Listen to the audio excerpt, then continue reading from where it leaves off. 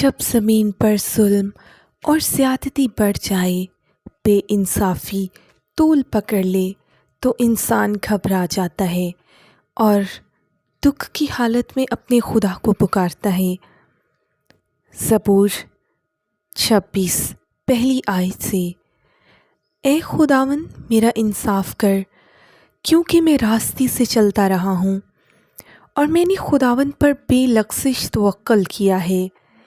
اے خداوند مجھے جانچ اور آزما، میرے دل و دماغ کو پرکھ، کیونکہ تیری شفقت میری آنکھوں کے سامنے ہے اور میں تیری سچائی کی راہ پر چلتا رہا ہوں۔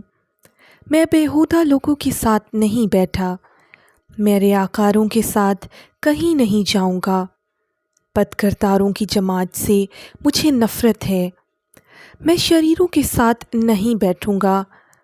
میں بے گناہی میں اپنے ہاتھ دھوؤں گا، اور اے خداوند میں تیرے مذبح کا طواف کروں گا تاکہ شکر گزاری کی آواز بلند کروں اور تیرے سب عجیب کاموں کو بیان کروں۔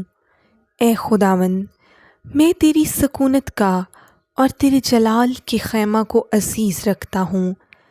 میری جان کو گناہ گاروں کے ساتھ اور میری زندگی کو خونی آدمیوں کے ساتھ نہ ملا، جن کے ہاتھوں میں شرارت ہے اور جن کا دہنا ہاتھ رشوتوں سے بھرا ہے۔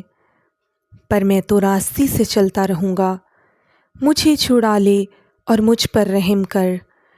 میرا پاؤں ہموار جگہ پر قائم ہے، میں جماعتوں میں خداوند کو مبارک کہوں گا۔ آمین۔